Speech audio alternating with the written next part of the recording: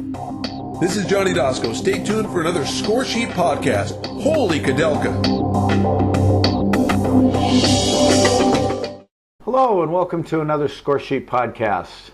Today we have as a guest once again Geoff Young. He's been on a couple times with us before and has played Scoresheet forever. Geoff is used to have the Duck Snort blog talking about all things San Diego Padres. He's now a regular writer for Baseball Prospectus, covering the NL and AL West mainly. And he's also a very prolific tweeter and Facebook poster. How are you, Geoff? I'm doing well. How about yourself? It's a beautiful day. I'm doing fine. Baseball's cruising along. Kids are playing Little League. My Scoresheet teams are floundering for the most part, though one of them's actually got like an 800 winning percentage. Nice. Yeah, I can't complain about that one.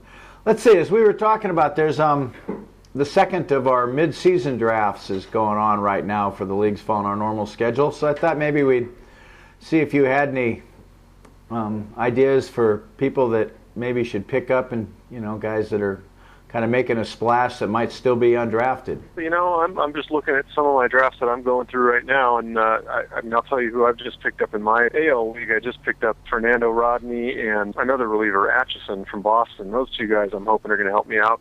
More kind of on the western side of things. I don't know if Jerome Williams might be available in some leagues. He was available in one of mine, and that looks like it could be a real nice pickup. Over on the National League side, I had real good luck on the last one and got Lahair. This time around, I wasn't quite so lucky, but there were a few pretty interesting guys available. Will Venable went undrafted in my league, and Christian Friedrich, who's been pitching pretty well for the Rockies.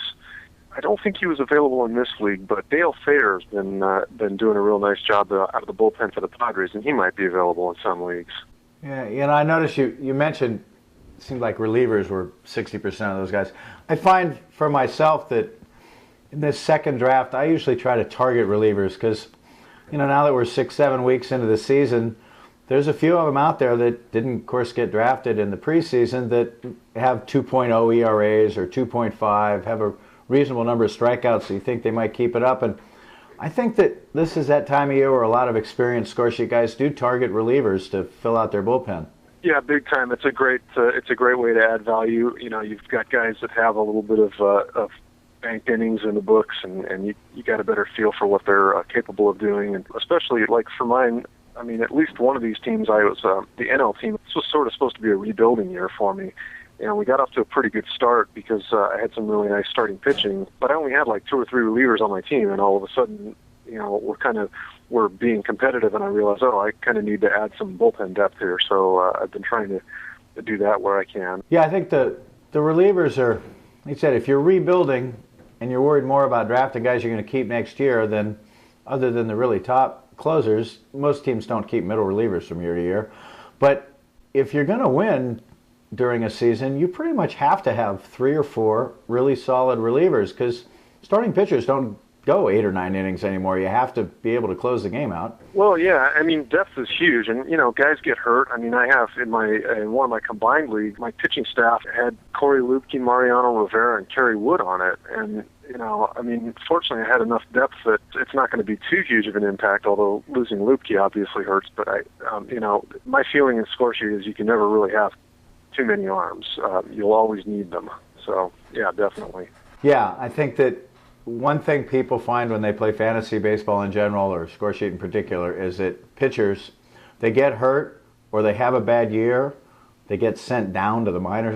Jared Jurgens, there's a guy that some people were thinking he's going to be the second best pitcher on their staff. I had a little qualms about him, but it never occurred to me that he'd actually get sent to the minors. Right. Stuff like that happens every year. It'll come out of nowhere where some guy either gets, go. Lupke, I tell you, that's a guy I was counting on pretty big time for one of my leagues, and actually for a couple of my leagues, and he got off to a real nice start, but he's done after 5 starts. That means I've got to cover his spot for the last 4.5 months of the year, and if I should happen to make the playoffs with one of those teams, that's a guy I was kind of counting on to hopefully be at either the middle or the back of the rotation come playoff time.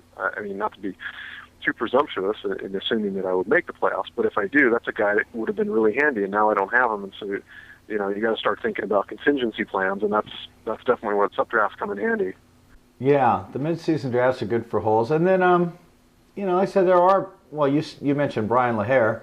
Obviously, it's not very often a guy that's playing that well is available in an in-season draft. But actually, that first round of the April draft, there's always some guys that made the team kind of surprisingly and got off to a good start, and people are targeting. Jerome Williams, I mean, like you said, he's been around a long time. He's always seemingly had talent, never really harnessed it. But yeah, who knows? You might get a guy that could go 8-8 or 10-10 for your team, which is pretty good for a mid-May pickup.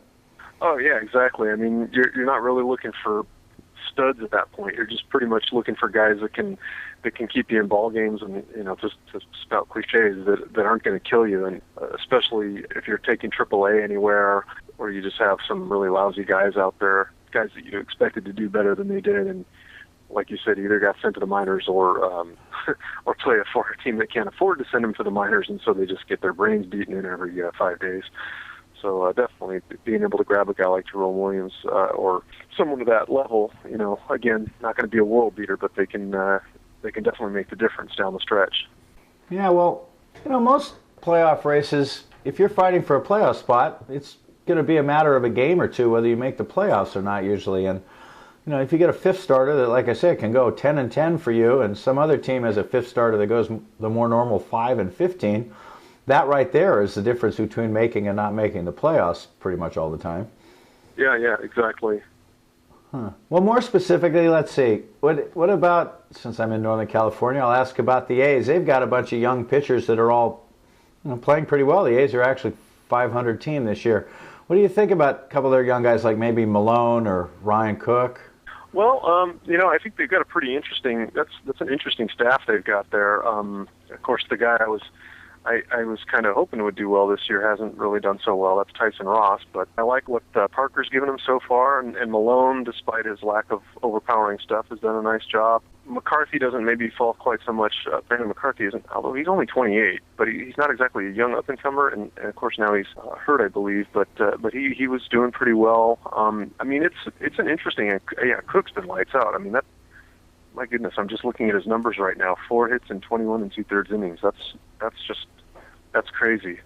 Yeah, I wonder if some of that's got to be luck, right? Well, yeah, I mean, guys just don't do that. I haven't looked at his batting average on balls in play, but that's really going to be crazy low. And yeah, I mean, that's who sustains that ever in any league anywhere, let alone the American League. But even still, let me pull up his minor league numbers real quick and just see what he looked like down there. But either way, I mean, you got to like what you've seen out of him so far.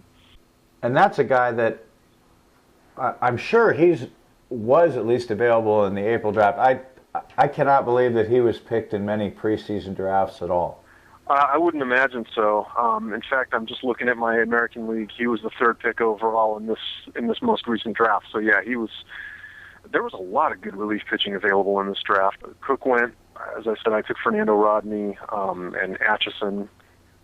So yeah, he was available and could help a Scoresheet team, and obviously is helping the A's quite a bit, who definitely have surprised some folks this year so far. Right. Well, as fantasy players, we don't care quite so much about the surprise one-loss record of a major league team, but on the other hand, if they're doing well, there have to be some players on their team. So I think the Oakland pitching staff is one of those that is not very well known, is pitching pretty well, and it seems like Billy Beane's a pretty bright guy. If he trades for a guy and he does well, that to me is a pretty good reason to want to pick him up for your team.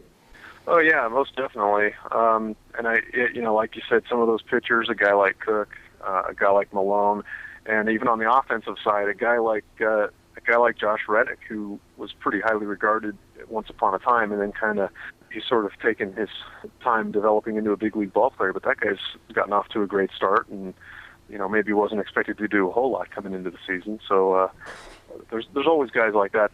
Well, I mean, that's kind of the beauty of baseball, though. So even when you think you know what's going to happen, you don't really know until it actually does. Right. Well, Reddick, I mean, maybe he's just one of those guys that the pressure of Boston was not a very good fit for his personality, and maybe the relative obscurity of Oakland.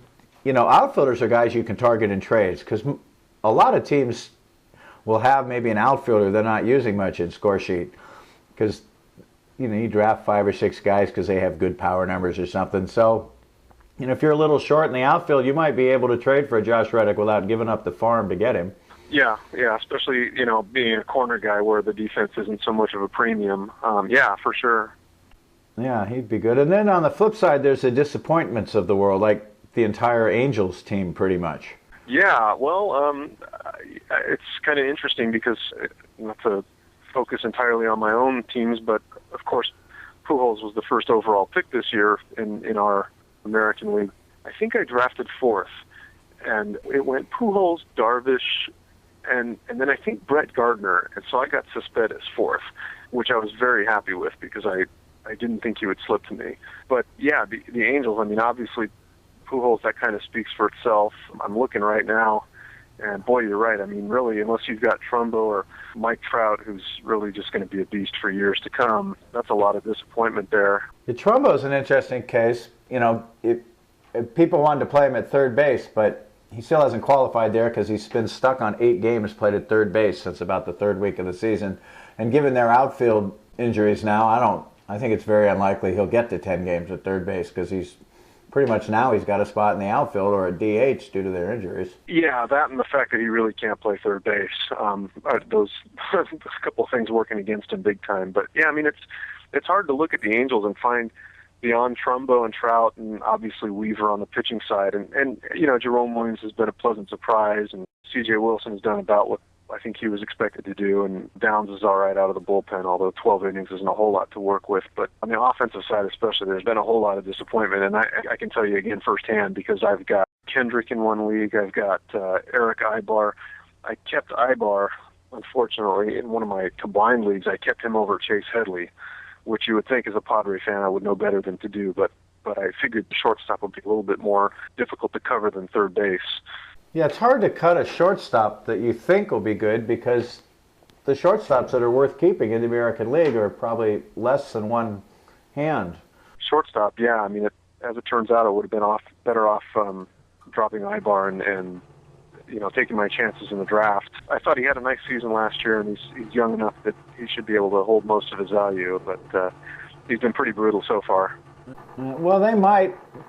Sometimes teams that are picked to be good, they struggle for even as much as 6-7 weeks, and they pick it back up. Like Boston, the beginning and the end of the year last year for the Red Sox was pretty horrible, but those middle 3 months, they played like everybody thought the Red Sox would. Maybe the Angels might do that. They fired their hitting coach, so maybe some of their guys will come alive, and they've gotten rid of some of their really overpaid guys. They've either gotten hurt or gotten cut, Abreu and Wells.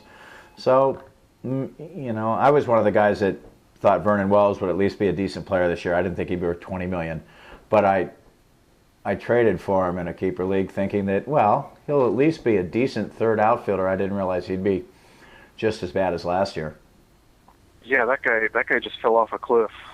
Yeah, it's hard to remember a guy at his age that fell off a cliff. Usually the guys that fall off cliffs like that are overweight and mid-30s. Not, athletic guys in their late 20s. Yeah, I definitely did not see that one coming. No. Well, we'll both go back to working. You can go back to your draft, and I'll go back to trying to... Got the one team I had to name my worst team ever. So I'm going to see if I can't pick up one more guy to help that one out. There you go. Yeah, well, thanks for being on with us. Appreciate it. Thanks a lot. Always a pleasure. All right, Jeff. Talk to you later. All right, take it easy.